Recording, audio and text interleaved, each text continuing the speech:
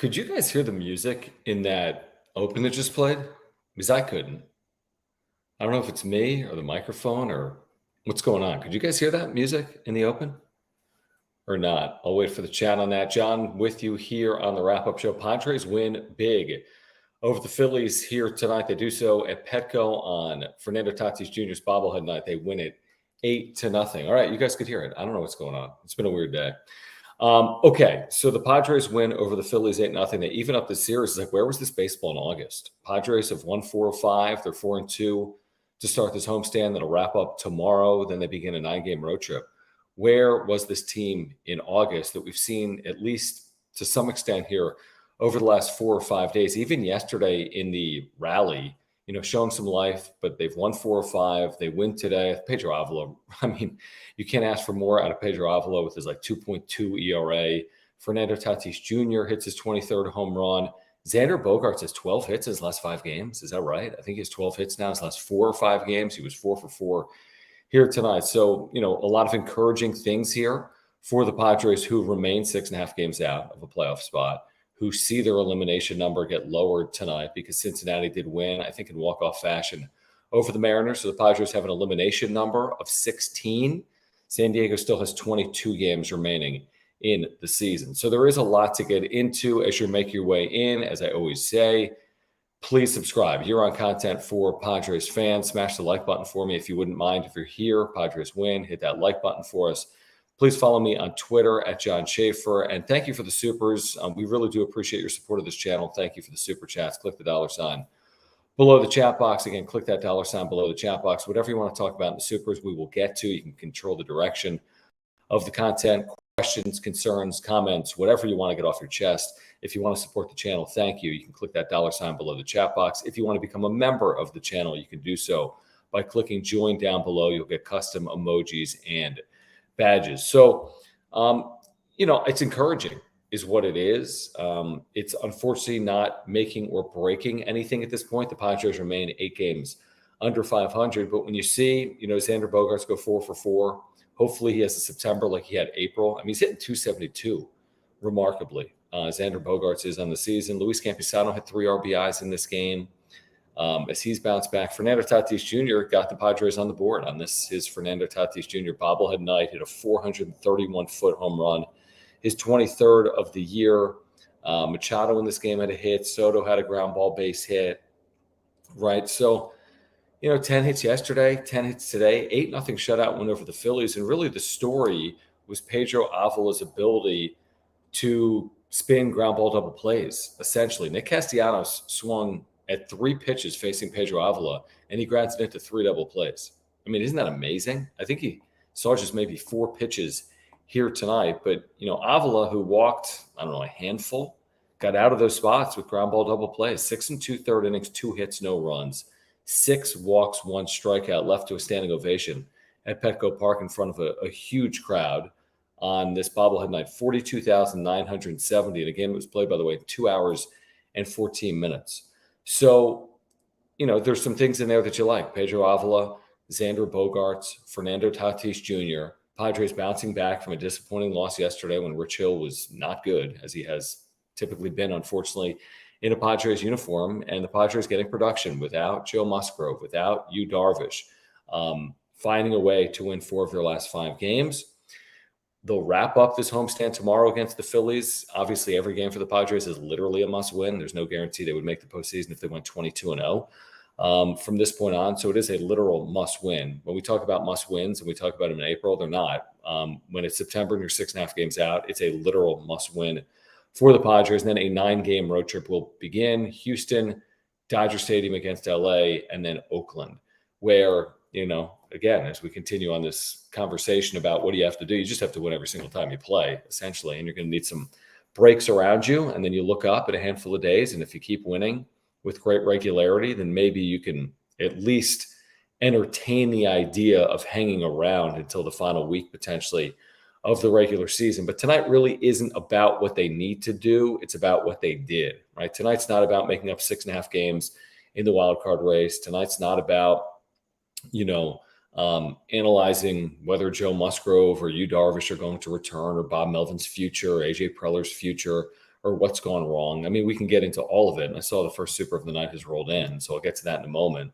But tonight's just a good win for the Padres is what it is. There have not been a ton of nights like these at Petco. Convincing, impressive, hitting for a little bit of power, and winning 8-0. So, you prefer it than the opposite, despite the fact that the Padres are still 8 games under 500 at 66 and 74. All right, let me get to the first super of the night. Thank you, JD Gaucho. Always appreciate you hanging out. Always appreciate your support.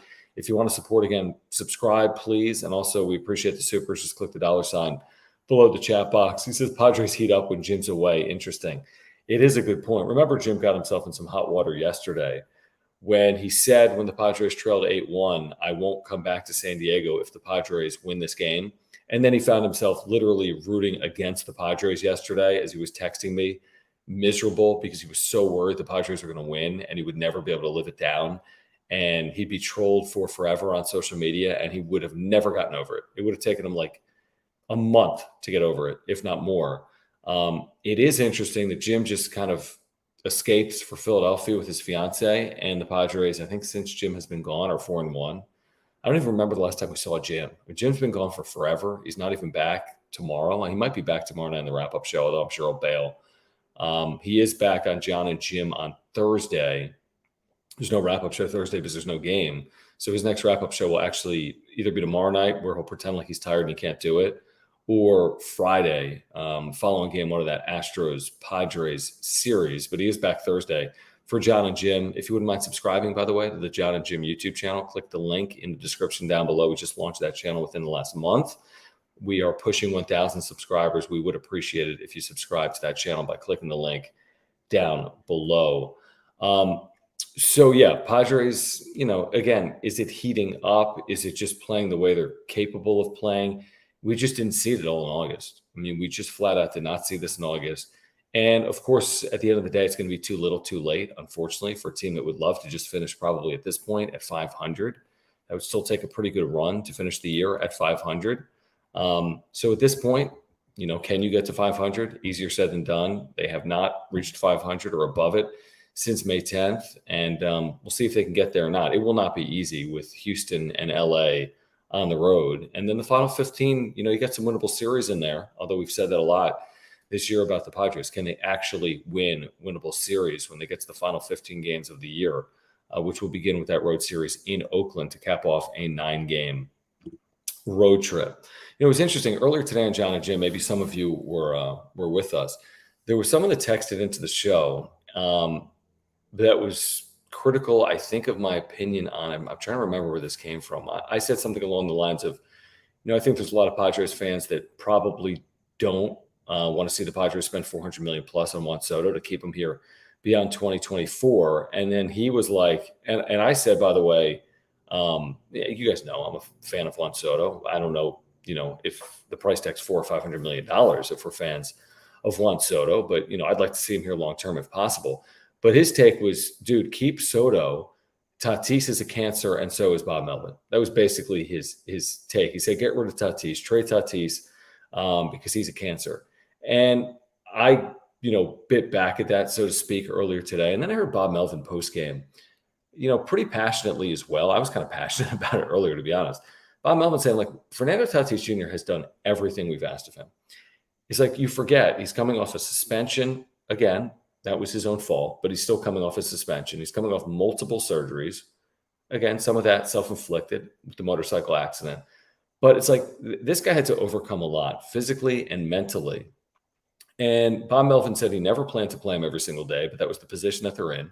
He's played every day. He's switched positions, and he's put together a solid year. It has not been a special year, but it's been a solid year. And I think there are building blocks here for him to have a better 2024. But the texter was like, you need to trade Fernando Tatis Jr. I'm like, well, first of all, he's got a no trade clause. Secondly, why on earth would you trade your 24-year-old under control when he's at his lowest possible trade value, coming off a very mediocre season, at least by his standards?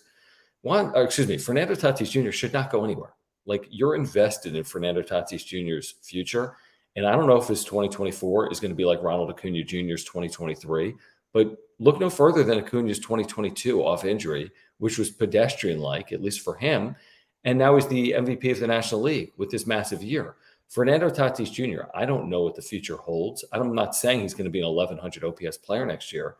But even if he's better, then all of a sudden you've got one of the better players in the National League. If his 800 OPS turns into a 900 OPS like Juan Soto is having this year, and you compare Soto and Tatis in 2024 with Tatis having a better year, then you're at least in a lot better shape. Fernando Tatis Jr. should not go anywhere.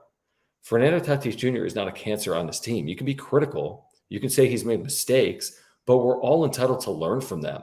He made mistakes as a 22 and 23-year-old. So did we. So did everyone. He just happened to be under a microscope. Not to excuse some of his decisions or some of his actions over the last 12 or 24 months. But can't we learn from things? And by the way, can't we be better off in the long run? Like, we don't know what's going to happen with Fernando Tatis Jr. moving forward. He may never be the player that we saw in 2019, 20, or 21, or he may be better in 2024. So I'm giving Tatis the benefit of the doubt. I am not blaming Fernando Tatis Jr. for the direction of this season. If anything, it feels like he's done everything that's been asked of him. He's missed no time. He's played in the outfield. He's batted everywhere in the lineup. He's even played some center field.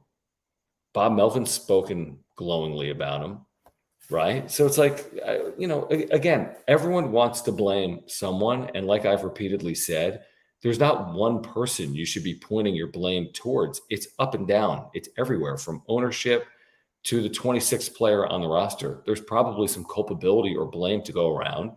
Yeah, you can hold others. There's a few players that are probably above reproach, so to speak. Like Blake Snell's had an amazing year, might win the National League Cy Young. Ha-Seong Kim has put together a really nice year considering what the expectations were. You've plugged him into the leadoff spot, and he's contributed nearly every single day. And the truth is, Tatis, Soto, Machado, Bogaerts have struggled in clutch situations all year long. That's truthful and it's accurate. But it's not like it's only because of Tatis, or even it's only because of the big four. There's areas we could look at, and we could discuss the areas where it's gone wrong.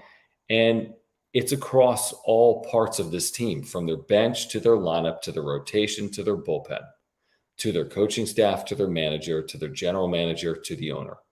That's how you end up in a spot where you're 66 and 74. But to put a positive spin on it, I think there's a lot of positives in Fernando Tatis Jr.'s season. I really do.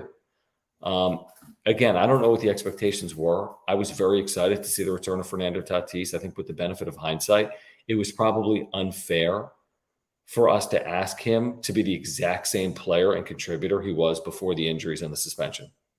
Like, you were asking a lot. There have been some low moments in there, although I think he's dealt with it all well, playing on the road, overcoming adversity, reactions from crowds, to post a 798 OPS season, which is, again, solid, not spectacular, but better than Ha-Seong Kim's season, better than Manny Machado's season, better than Xander Bogaerts' season, basically better than everyone's season other than Juan Soto's for the Padres. 23 home runs, again, not the number maybe you were expecting when the season started, although he did miss 20 games, and there's still 20 games to go. He could finish high 20s. Still, potentially, he's capable of going on a run. He could hit 6 or 7 home runs here in September or more, possibly. So, again, a long tangent to tell you that I'm still high on Fernando Tatis Jr. I would never sell low on Tatis. He's got a no-trade clause. He's 24. And if I'm betting on futures, I'm betting on the futures of the 24-year-olds, Tatis and Soto, before I'm betting on the futures of the 31-year-olds in Machado and Bogaerts. And you're going to need Machado and Bogaerts, by the way, in 2024. And Bogaerts, to his credit, has played well here down the stretch. Manny Machado has not been healthy, obviously. He's DH, 5 consecutive games? So clearly, Machado's not healthy. I think once this team is officially eliminated, whenever that is, if there's a day to go in the season or a week or 2 weeks, I think at that point you probably sit Machado, would be my guess. And then we'll see how Bogaerts is feeling and playing. The way he's feeling and playing right now is apparently pretty good. So maybe he's able to finish the year. But anyone that's got anything that is nagging, I think you shut down once you're officially eliminated. And anyone that's considering coming back, I don't think you even entertain that unless you put yourself in a very realistic spot.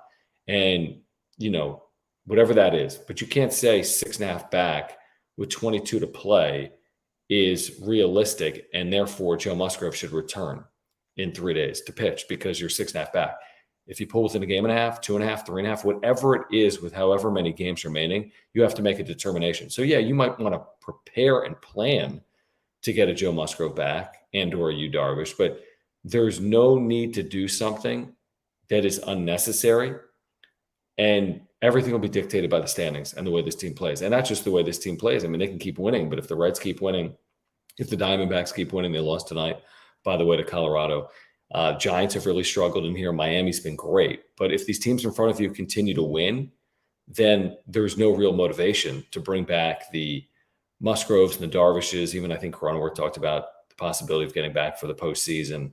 And then there is probably motivation to give Machado, a handful of days off potentially to end the season if and when you're officially eliminated. For now, we can continue down the path of, hey, you never know, and dreaming big and just keep winning and look up at some point, and maybe they're closer than 6.5 games back. But even a day like today where everything goes well for you on field, you get Pedro Avila, who's been great. You get Fernando Tatis Jr., Xander Bogaerts. You take advantage of some miscues from the Phillies early, and you win 8-0, but your elimination number still goes down. And that's because Cincinnati won today in walk-off fashion. So that number is actually going down 3 in the last 2 days. It was at 19 entering yesterday. They lost, Reds won again today, and that elimination number has shrunk to 16. So there's still time. 16, that's not going to be erased in a day. And we'll see how long they can fend that thing off over the next, week or 2 or 3. All right. If you're here, please subscribe. If you're here, smash the like button for me. Follow me on Twitter at John Schaefer. Thank you for the supers. Click the $ below the chat box if you want to contribute to the work. It's hard for me to really keep up with the chat when I'm doing these shows solo, by the way. So thank you guys. I'm not sure what's going on in the chat, but thank you guys for interacting and conversing here tonight.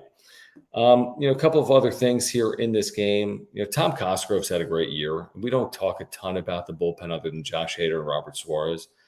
Cosgrove got the final out there of the 7th inning. How about Pedro Avila leaving to a standing ovation in front of a sellout crowd on a September 5th night when the team is 9 games under 500? Padres fans have been incredible. Padres fans have been simply incredible. It's just been unbelievable to watch. There are teams in similar spots that are drawing 15,000 people a night. There are teams with proud, rich histories like the St. Louis Cardinals that aren't drawing a lick right now.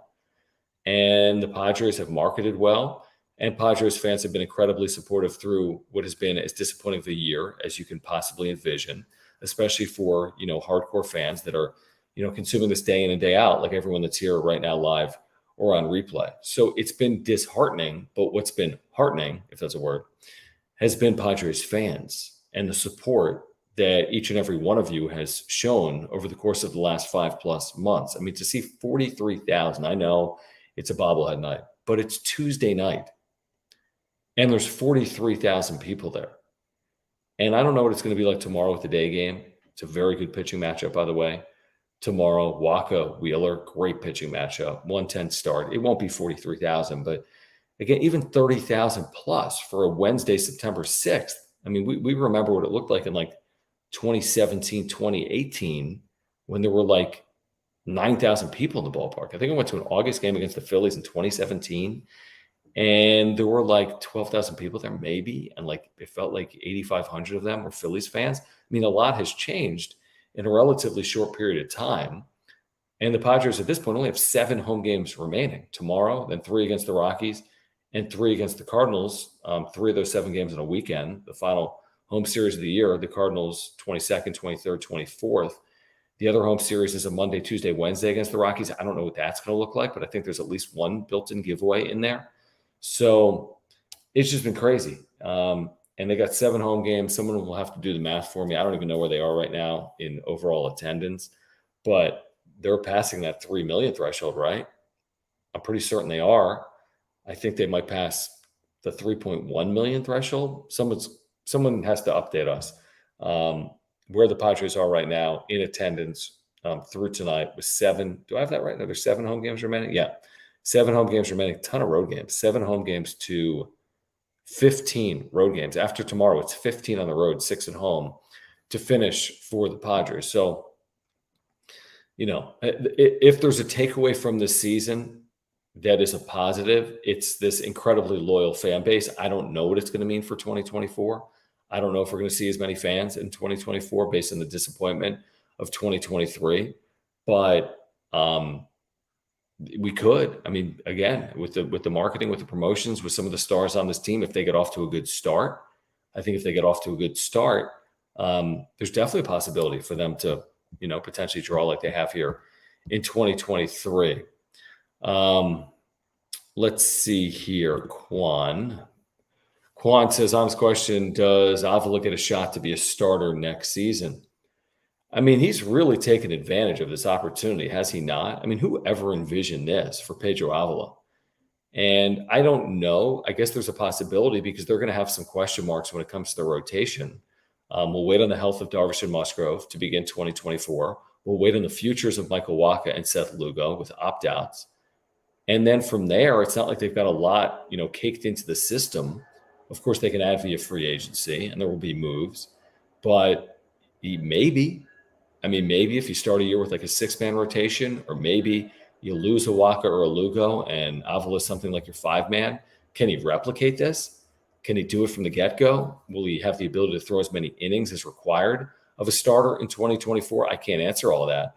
But again, lost in a bad season are good moments and players that have emerged. Tom Cosgrove, Pedro Avila, Ha-Seong Kim, right? So there is some good, even though the overall result has not necessarily been good. Pedro, I don't even know what this means. I bet if this was a Philadelphia podcast, John would believe. Believe what?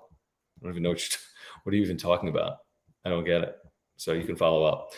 Every so often, thank you for the super chat, guys. If you're here, thank you. Please subscribe. Thank you for the supers. Click the $ below the chat box. I'll get to all of the super chats here tonight. And every so often says the team finally looks like they're having fun. Great point. I'm glad you segued there because it feels like once the pressure came off, you saw the Padres, at least to start the month, over the last 5 days, play to their capability and ability. I mean, this is a team, and this continues here today, that when they get out in front, they win a lot.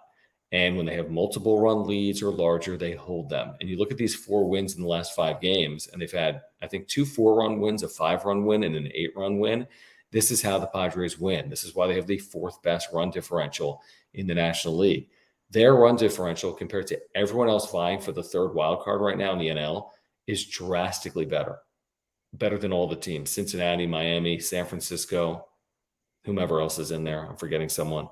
But the Padres are running away with it in run differential, but it is not the indicator we were hoping it would be, because what has held true all season is they'll beat someone 5-0 and they'll lose 3-2.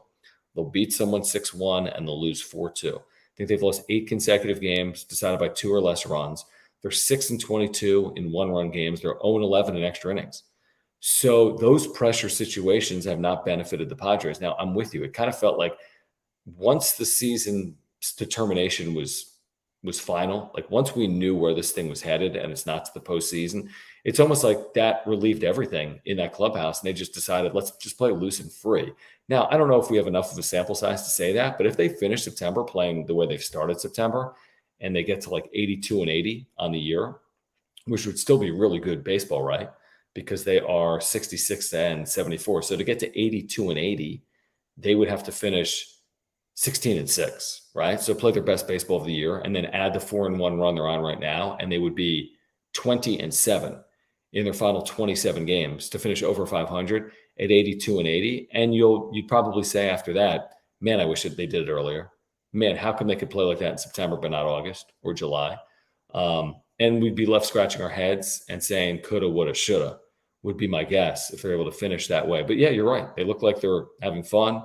And it looks like the pressure's off right now. Does that change if they keep winning and put themselves back in a position where they're kind of quasi alive? I don't know.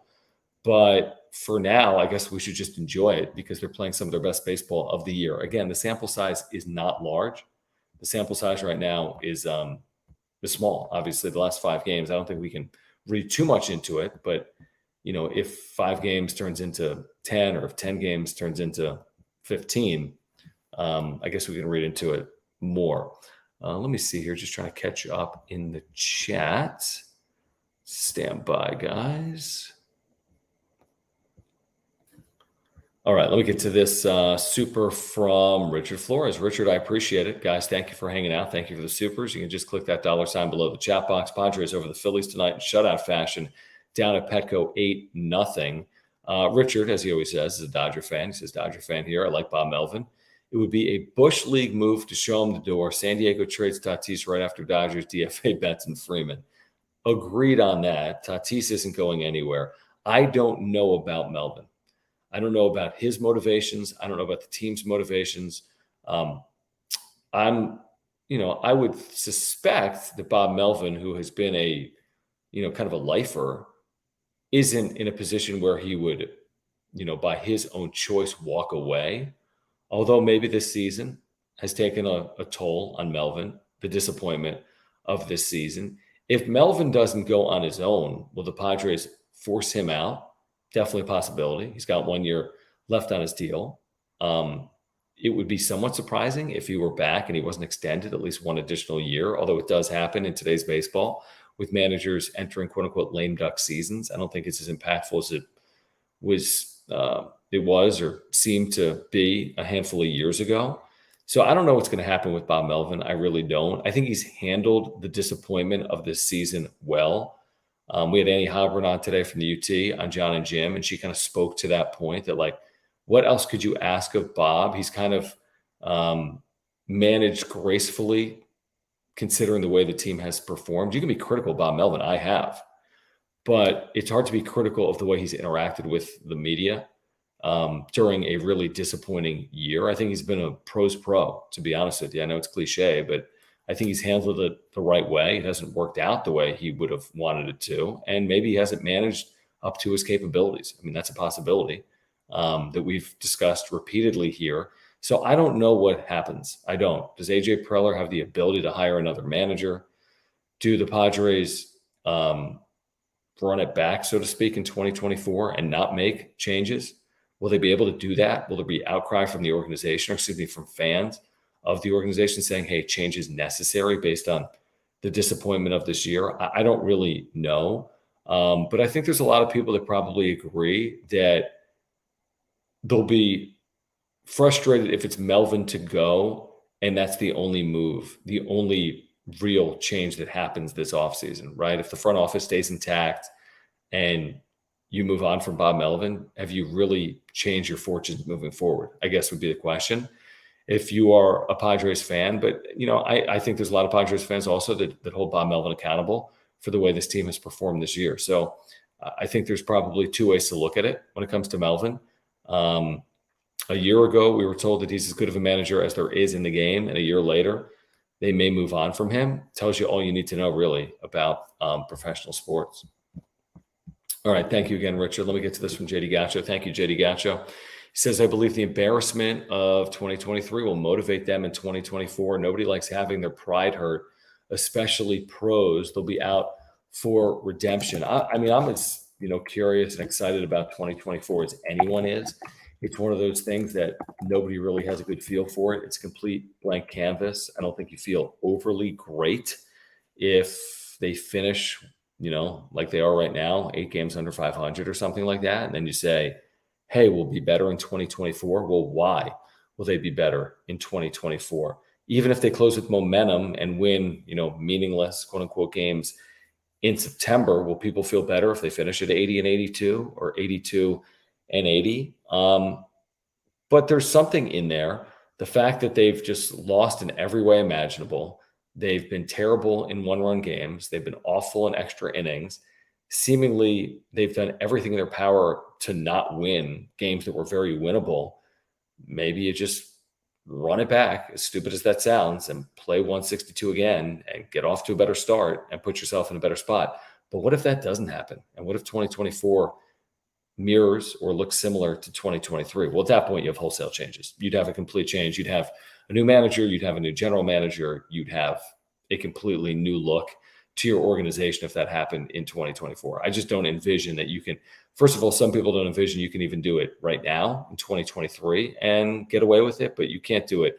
I know you can't do it in 2023 and 2024 and get away with it. So, like, if 2023 wasn't a make or break year, then 2024 has to be a make or break year. You just can't spend $250 million in payroll and miss out on the postseason in back-to-back years. I mean, there's no way you can do that. And there's no way you can do that without holding someone in a high level accountable. And that's probably above the manager chair if this team misses out on the postseason in 2024. All right, guys. While we have a moment, I do want to remind you about our title sponsor here on the Wrap-Up Show. That is my good friend and a big-time supporter of the channel, Mark Nimitz at Farmers Insurance. As I've told you for years now, at this point, Mark is the title sponsor of the Wrap-Up Show. I've got 3 insurance policies with Mark. Life insurance picked up within the last year. Homeowners insurance, I've had it for over 2 years. Earthquake insurance that I've had for over 2 years as well. And then homeowners insurance came in handy last year when we had a flood, had to replace our flooring. We were out of our place for multiple weeks, and Mark took care of everything because he's a great insurance agent. You can take that from me. He's got great service and communication. He handled everything for me and my family. He saved us thousands of dollars. He saved us dozens and dozens of hours. So if you have any insurance need, Mark's a San Diegan, huge Padres fan, lifelong Padres fan. You can get a free quote online, okay, by clicking the link in the description down below. Or you can call him. He'll talk to you about the Padres, and he'll get you a free quote over the phone. Whatever it is, auto, home, renters, life, earthquake, business, whatever your insurance needs are. The next time you have a renewal, before you just check renew or send that check back in, call Mark. He can save you $750 or more just by switching your insurance over to him. Call him if you need information on a renewal. Call him if you're looking for information on a new policy as well. Mark, thank you for your longtime support of the channel. And again, for our listeners and viewers, if you have any insurance need, take it from me. Call Mark Nimitz. Click that link in the description down below. All right.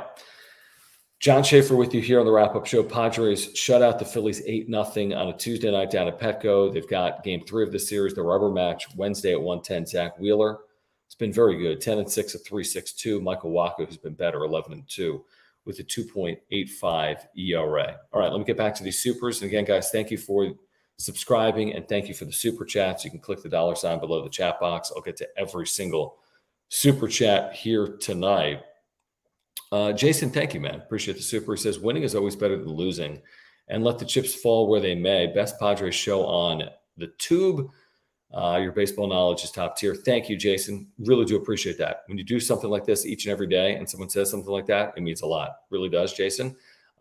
This isn't always the easiest thing to do, especially when the team isn't playing great. And you can imagine the complexities of trying to do a year-round nightly show, married with a child. Not the easiest thing in the world to do, but I do appreciate you saying that. We're passionate about what we do.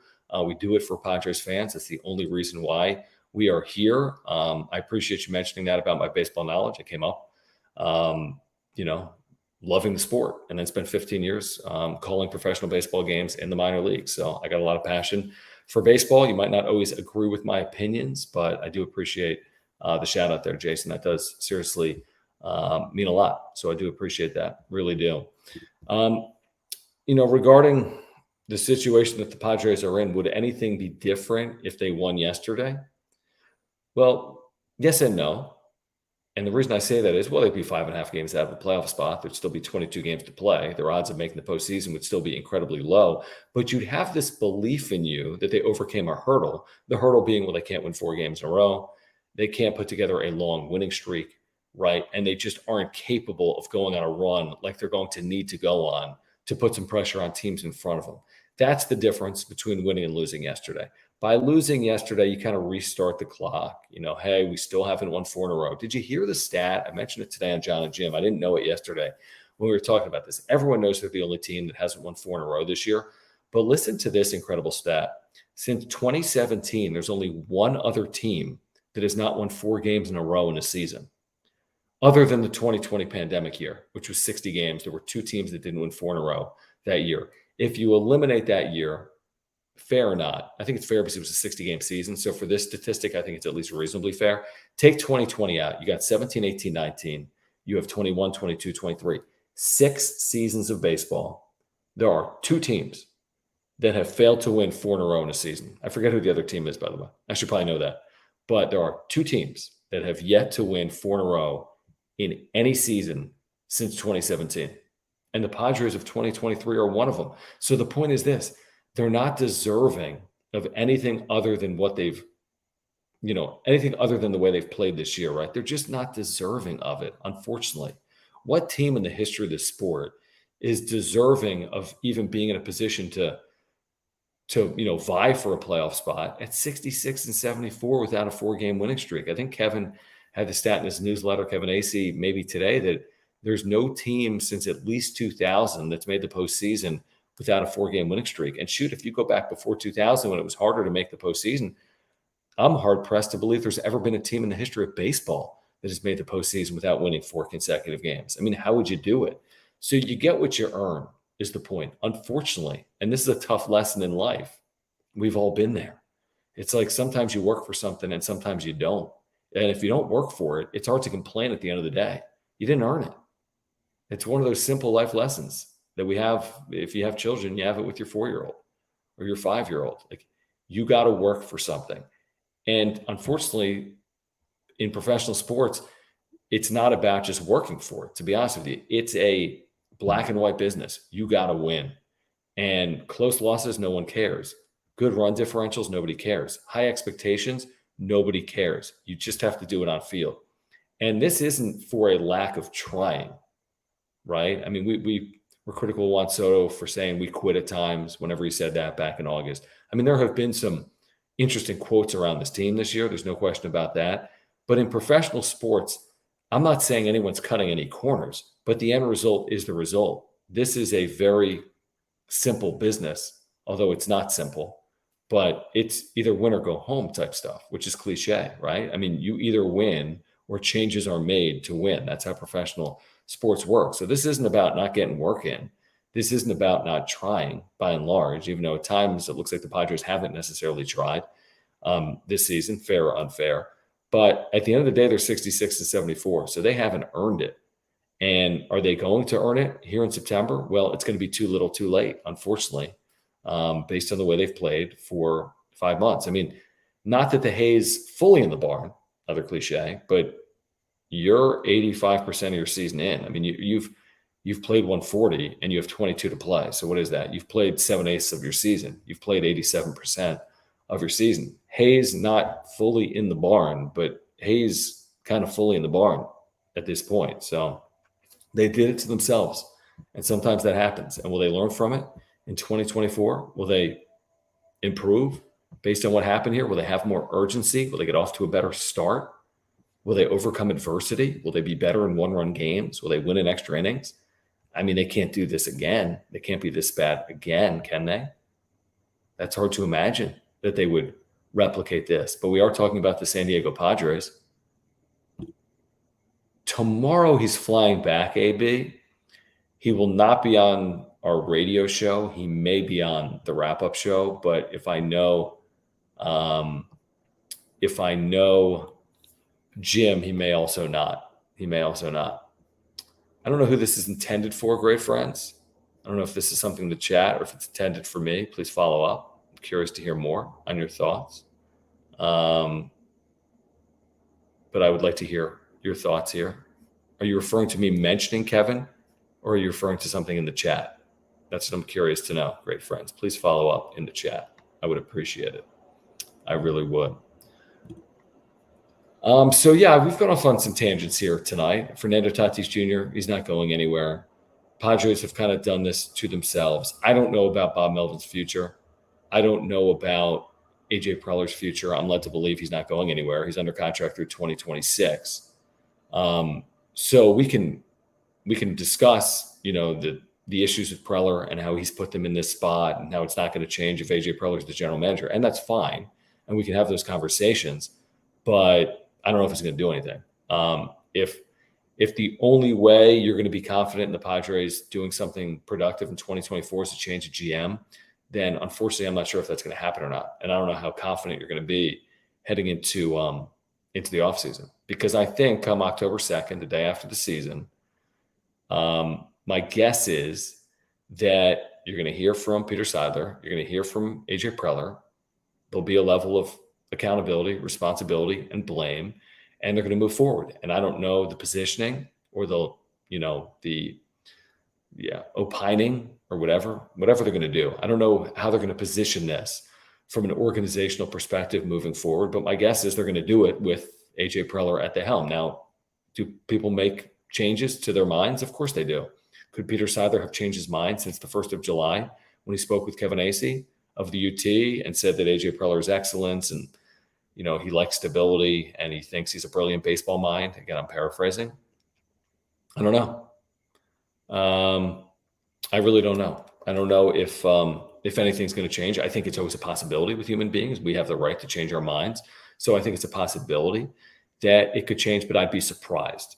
He's under contract through 2026. He's been elevated from GM to whatever the current title is, where he oversees baseball operations. So I'd be surprised. Would I be surprised if Bob Melvin was let go? I wouldn't. But I think there's also a possibility that he returns in 2024. But this is all, we're going to know the answers on this in 3 or 4 weeks. It's like we don't even have to offer our opinion on it. We're going to know the answer to it. Great friends, I don't understand any of your comments here tonight. John, why did you mention that the Rich Hill trade was just for show? What did I say? Follow up. I don't know what you're talking about. I really don't. Chad, it's a good question. I mean, I'm not spending time in the clubhouse. I'm spending time with you guys. So I would presume that there's at least 2 that I know of, Manny Machado, who is completing his 5th season with the Padres, and Joe Musgrove, who's in the midst of his 3rd season, obviously right now on the IL. Those are 2 of them. I think there's more than just 2. I think there's other players that the rest probably turn to in times of distress, whether it's in-game, out of game, clubhouse, etc. Oh, I'm an idiot. I've been using that was the problem. I'm such an idiot. I was using the wrong microphone. Why didn't you text me? And Jim has time to text me, but he can't join the show. Hold on. I knew something was wrong. I'm such an idiot. I did the John and Jim radio show today, and we put it on YouTube. In the first 10 minutes of the show, I was muted because this is all for Jim. This is Jim. What do you mean you weren't watching? You're watching on replay? Get in here, you idiot. Who cares? I mean, if it's my computer audio, I think you guys could still hear. Why are you in bed watching this show at 1:18? Go to sleep. He just put he's going to sleep. I'm such an idiot. When it comes to technology, I'm an idiot. When it comes to life, Jim's an idiot. But when it comes to technology, I can absolutely be an idiot.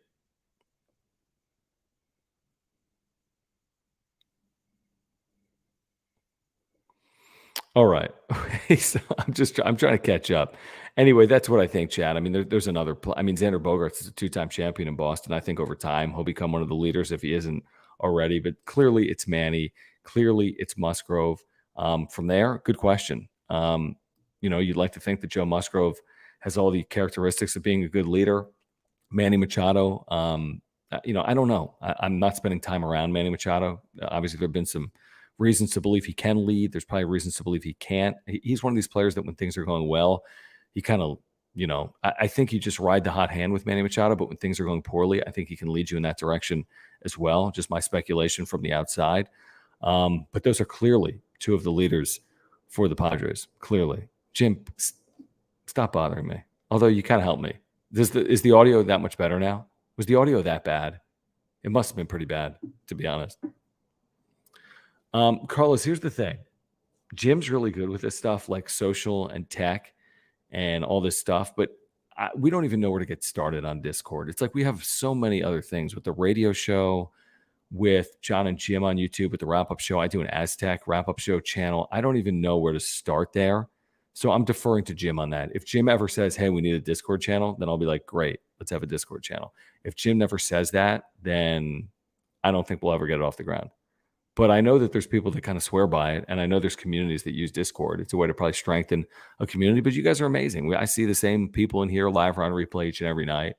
So I don't know. Do we need it? I feel like we're discussing the Padres 365 days a year, 24 hours a day. So I don't know if we need more, but potentially we do. Bother Jim about that, Carlos. Seriously, when he comes back, whenever he comes back, like, yeah, it's a good point. I wish I don't know who Ben Fadden. Yeah, I don't know. I really don't know who to hire. Okay, while we have a moment, it's been a little bit of an S show, hasn't it? This is what happens when Jim goes away. Get back here, Jim. Seriously. Want to thank our partner here on the wrap-up show, our friends over at Aura. Their co-founder Will's a huge Padres fan, native San Diego, and they've got offices right here in Liberty Station in San Diego. This is a great company. Their Labor Day sale is still going on, by the way, right now. So check it out, ora.organic, or click the link in the description down below. You can save 15% on subscriptions with the promo code of Labor Day 23. It's at the top of the screen if you go to ora.organic or click the link in the description down below. They have all plant-based supplements. Every single one of them is plant-based, whether it's the probiotic, which I take every single day for digestion, heart health, mental health, and more. Whether it's the pre-workout supplements or proteins for after workouts, omega-3 oils. If you take fish oils, they have the omega-3 oils that are plant-based. They have immunity pills, sleep pills, and more. You can shop at ora.organic, find all of their products. Everyone would love to get healthier. If you support our channel, please support a local business doing business with us, like Will at Aura, ora.organic. Everyone could use something from Aura. Please check them out as you watch. Shop at ora.organic. Again, save 15% on subscriptions right now with the promo code Labor Day 23. That's Labor Day 23. And thank you guys over at Aura for your longtime support, probably about 2 years now, your longtime support of the wrap-up show. All right. So again, it's been one of those days. Did we talk about Castellanos? Thank you, Rich. I know Rich was at this game. I know we've been texting back and forth. You don't see that every day. You don't see that every day. Avila, listen, he wasn't great with command, right? 5 or 6 walks, some leadoff base runners, but he erased everything because Nick Castellanos kept rolling over. He grounded into 3 double plays in this game. I think he was 0 for 4. Did he see 4 pitches? I think he saw something like 4 pitches. I mean, how many guys in baseball history have grounded into more than 3 double plays in a game? Let me answer that. Probably 0. So an awful game for Nick Castellanos, which whatever, worked out well for the Padres. Pitcher's best friend, those ground ball double play balls. And that worked out beautifully for Avila, erasing some of those walks because he didn't allow many hits. I think he allowed just 2. The Phillies had only 3 today. Remember yesterday, the Phillies had like 1 million hits. A lot of it early against Rich Hill. But not tonight, not against Avila, not against the bullpen tonight for the Padres. And yeah, I mean, wow. Grounding into 3 double plays. Yeah, not a good look unless you're a Padres fan. Yeah, what was the deal with Harper? He's like looks completely different, right? Because he shaved off his facial hair. He looks so weird. I was looking at him tonight when he was talking to Machado after Machado singled at some point in this game, and I was like, who is this guy? He looked so different. It's amazing what shaving will do for someone. I thought he looked so different, and I agree with you. He looks, yeah, like, dude, you kind of like lost a little bit of the look by shaving. Now maybe he grows it back for the postseason with it being September. But yeah, I agree with that. I think that's a really good point. I do. Yeah, less intimidating. He does. He looks less intimidating. I don't even know what kind of streak is he on. The Phillies have been on a really good streak. Like a really good streak. Yeah, I mean, the double plays were huge tonight in general. Okay, so he was 0 for 15. That's crazy. Man, you shave off an 0 for 15? Okay. Pedro, I'm putting you in timeout just because it's fun. So you'll be in timeout for 5 minutes. You can enjoy being in timeout, Pedro, for 5 minutes. What else, guys? What are we missing tonight? We got time. If there's anything that's on your mind, what do you guys want to chat about for the next 10 minutes? Tomorrow, again, opportunity. I would say. Win a series against the Phillies. That's a good series win against a team that's played great in the second half that had your number out of the All-Star break. They took 3 out of 4. So go win that series and then kick off that 9-game road trip. You get Thursday off. They don't play on any Thursday, I don't think, in September. So they'll have every single Thursday off. We'll see what happens on the road. This is not some easy trip. I'm sorry. Houston and then the Dodgers at Dodger Stadium. Oakland, who knows? By then, who the hell knows? But it's not an easy trip. It's not an easy trip. And it's impossible to ask them to be, perfect or even near perfect on a trip like this. Can they play good baseball? I think that alone is what we should be asking for. You got to forget about the standings for a second because they're so far removed from them. And you just got to play better baseball for whatever it's worth, just to have some pride. I argued a week ago, just go out and lose. You have nothing to play for. And you could argue that. That's easy, but who wants to see it? I think that from a sheer perspective of impacting yourself in a positive manner in 2024, you might just say, well, just lose every single game and then improve your draft stock. And then maybe change comes and maybe that's good for the organization. But is that fun? I mean, we're all here every single night watching these games. Do we really want to see them go 0-23 or 2-21? No. I mean, at this point, it is what it is. And you follow along for the last 140 games. And now all of a sudden you're rooting for them to lose. That makes no sense. That absolutely makes no sense. So let's see what they can do. Let's see if they can win tomorrow. And let's go from there, I guess is the way I look at it. Great friends. No. Will you have a Mexican League wrap-up show once the season is over? No. Does the Mexican League continue into October? I don't even know the answer to that. If it did, I would consider it. No. I have 3 channels, which I feel like is enough. Wrap-up show, John and Jim, Aztecs wrap-up show, which is more of like a hobby at this point. The Aztec wrap-up show, I'm only doing it like once a week, just getting it off the ground.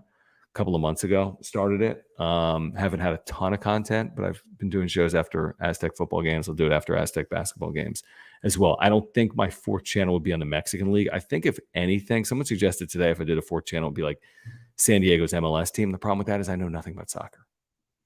Nothing. Jay Quadra, thank you, man. Appreciate that. Yeah, I mentioned it earlier today. You may have missed it here on the wrap-up show too. I spent like 10 minutes on it. Because Bob Melvin kind of doubled down on it tonight as well. He's like, what else are you going to ask of this guy? He's done everything we've asked of him. Has it been the greatest season in baseball history? No. But was that fair to ask him to have the greatest season in baseball history off of suspension and 3 surgeries, 2 body parts, shoulder and wrist, 3 surgeries and 800 OPS? He's been better than most players in the big leagues. Not all. And again, it hasn't been perfect. Okay. That's all right. Hopefully he's better in 2024, but he should literally go nowhere. The idea of moving Fernando Tatis Jr., which again will never happen with his no trade clause, and you'd never move him off a, low point. It's not even that low, but it's lower than he's been. And he's owed a lot of money, and no, he's staying. And you want to reap the rewards of Fernando Tatis Jr. That's how I look at it. What else, guys? Just looking at the chat here, trying to get caught up. Yeah, maybe a kombucha show. That's not a terrible idea. It's actually a pretty good one. It's a very good one. I don't even know, man. I'm a vegetarian. I don't know. I'm not motivated. You guys know this if you've watched this show or listened to me and Jim. I'm not like a huge foodie. I'm not motivated by food, which is very weird. Like Jim loves food. He loves the idea of going out to these beautiful restaurants and Michelin star this and celebrity chef that. I don't care. I just give me something. If I'm hungry, I just want to eat. I'm John. Bodybuilding? No, I don't think so. No, I don't want to go on the whole tangent here. I want to keep it to Padres because it's a Padres channel. But in the top 20 is the answer. But subscribe to my Aztecs wrap-up show. Search for it on YouTube. Would appreciate it. Someone asked me my thoughts on the Savannah Bananas. I think it's pure genius, to be honest with you. It's the Globetrotters of baseball. You may not love it, but they're in the business of entertainment. I mean, that's the thing. You got to remember, sports are entertainment for a lot of people, especially minor league sports, which is kind of the Savannah Bananas would be. And they've really carved out an amazing niche. They really have. I've spent time doing deep dives on what they've done, and their marketing is really impressive. And the way they've cut through into the mainstream is not easy to do. It's like really hard to do. And having spent as much time as I did in the minor leagues, to see something like that cut through the noise is really impressive. They've got the secret sauce. I don't know exactly how they've done it. But the fact that they tour like the Globetrotters and they're always playing the same team, I think the Party Animals, very Globetrotters, Generals-esque. It's a show. It's a show, and they've been successful. And I think they've probably only scratched the surface of it, to be honest with you. I think they'll be more successful potentially moving forward with it. Yeah, Chad, I saw that they played in Elsinore, and they have huge crowds wherever they go. Like they're doing this world tour. It used to only be like in Savannah. They used to be a team in a I forget, wooden bat league, a collegiate wooden bat league. I don't even know who's on this team or where these players are coming from, but they're essentially entertainers and performers that also like double as baseball players. And the rules are fascinating. And if a fan catches a foul ball, it's an out, and the games can't take longer than 2 hours. It's interesting. It really is. It's really interesting. So a couple of takes here on let me just sneak in a couple of more takes that are coming in on the Padres. Like AB that says Kim should be traded at his peak here. That's what a smart GM would do anyway. The issue with doing something like that is, don't you need him in 2024? Like, is there really any reason to believe that he's going to be discernibly worse in 2024? Now, I understand that maybe you get something for him that impacts you in 2025, but aren't you trying to win in 2024? If you're trying to win in 2024, then you shouldn't be moving players like Hassan Kim and Juan Soto. I don't think it helps you win in the short term. And I'm not as concerned about the long term. But if we're trying to win in 2024, and maybe we can argue if that's feasible or possible, then I'm trying to win with Hassan Kim. Plays multiple positions. Machado's always injured. He can play third, right? So I don't have any strong reason other than he has high trade value to move him. But that's not where I am as an organization today. I might be there in July of next year if I'm 40 and 55. But what if I'm 55 and 40? Then I want Hassan Kim and I want Juan Soto, is the way I look at it. Albert says that the Pedro Avila signing was a stroke of genius by AJ Preller. Maybe. Yeah, he's had a great year. I don't know if another is the right word based on the season that they've had. And Preller's had his moments. But, I don't know if it's been a very good year for Avila, to your point. It's been a very good year, but unfortunately, it's been a very bad year for the team. Hold on. A couple of more things I'm just trying to get through right now.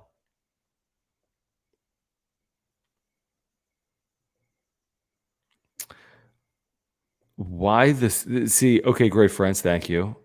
Couple of things come to mind. Couple of things. A, nothing to play for. All right. So not pressing. B, weather has been, again, I get it. It's been warm in July, August, and September, but September is one of the 3 months in which it has been warm. They've played day games, 3:40 yesterday, day game this past weekend, day game tomorrow. So what? 3 of the last 4 games, including tomorrow, will be day games. I think if you look at that historically at Petco Park, there's night and day differences, no pun intended, with the way the ball travels during the day. So we'll see. But there's no, and honestly, they have home run hitters. It's not just ballpark factors that impact home runs being hit in a ballpark, if that makes sense. So good hitters can hit in all parks, even if it's not easy to hit in all parks. Obviously, Petco is not a good hitting park. Everyone knows that. There's a million theories on it, from marine layer to batter's eye to ballpark dimensions to wind blowing in to everything, right? Everyone understands it. To cool night air the first 3 months of the season. But even bad home run yards don't mean that you can't hit home runs all season long. There's still going to be discrepancies. There's going to be outliers. There's going to be moments. There's going to be series. There's going to be weeks. So I think we're in it. And we know this. We know what's going to happen. Next April, they're going to struggle to hit it home. Next July, they'll hit it home. What do they do in between? Will be interesting. But they got to find out a way to not have Petco Park impact them mentally as much as it does, because it's a huge story. It is a huge story, especially when the Padres aren't winning. And especially when the Padres aren't playing good baseball in general. It really is. No, he did not. He absolutely did not. I wouldn't have done it, but he did not ruin Salaz's career. His last 18 games, though, in Advanced A and AA were bad. Combined OPS under 500. I don't know why they did it. He should probably start next year in Advanced A, not AA. It makes no sense to do what they're doing right here. There is no need to rush this kid. None. He will have no impact on you in 2024 in the major leagues, and likely no impact on you in terms of like a real impact. He might appear in the major leagues in 2025, but you're not asking this player to make 75 starts for you in 2025 and carry the workload. It's just, sorry, that's not happening. So I say develop him properly, give him the plate appearances, give him the time, allow him to learn the nuances of professional baseball, which change based on the level in which you're playing at. Allow him to develop as a backstop as well, not just as a hitter, and let him like mentally develop like any 17-year-old in the history of the world needs to do as well. There's no hurry here. There's no rush. Take your time. But no, I don't think they've ruined him. I really don't. Thank you. Appreciate you saying that. Really do. Really do. We're not going anywhere. We have content for you in the off season as well. So still a couple of weeks to go, and then an off season to discuss what happens next for the Padres. I don't know anything about this, Anthony. No idea. I don't know how that works, but I'm assuming with his professional baseball career, he has some type of exemption or waiver because he's already, 27 years of age. He's played professionally, either in Korea or in the big leagues now for the better part of the last decade, right? I mean, I don't know how many years, but he's played professionally for at least 5, 6, 7 years at this point.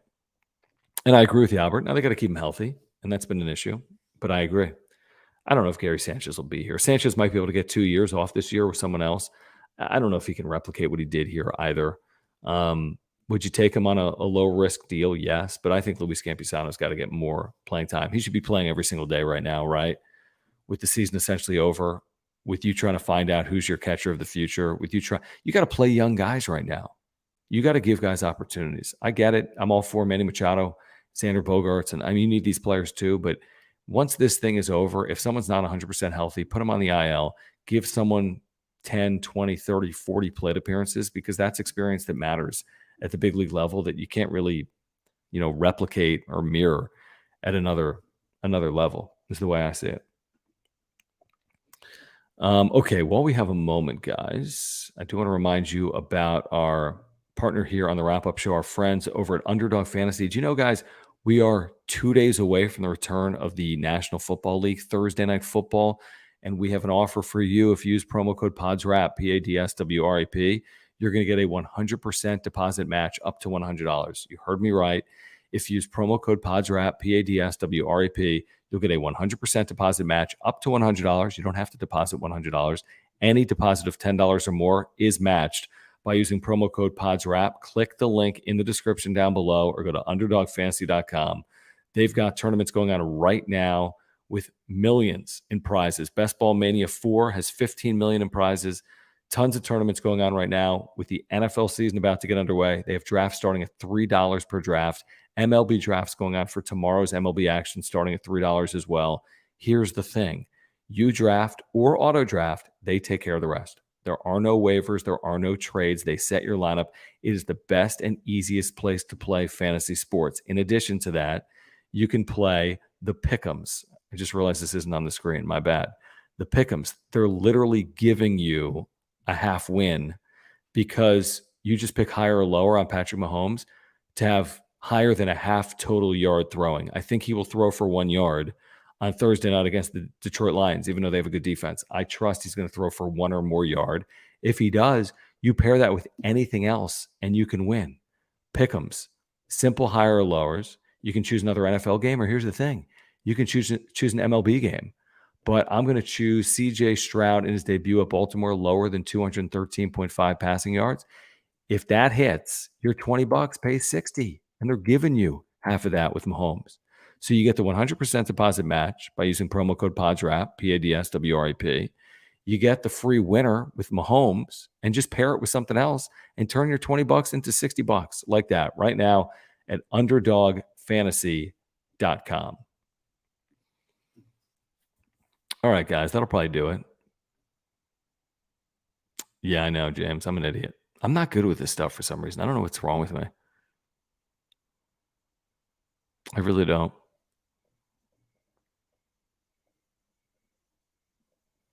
Just trying to see if I missed anything here late in the chat. I see a super just rolled in. I'll get to in 1 second. All right, let me get to this from JD Gacho says, next time you're in Philly, go to 20th Street Pizza. I ate there in 2021. First time I ever had a vegan pizza. It was amazing. All right, nice tidbit, JD Gacho. It has been a while. I'm actually going to be there in October for what's called an unveiling, a year after a funeral. But I will be there in October.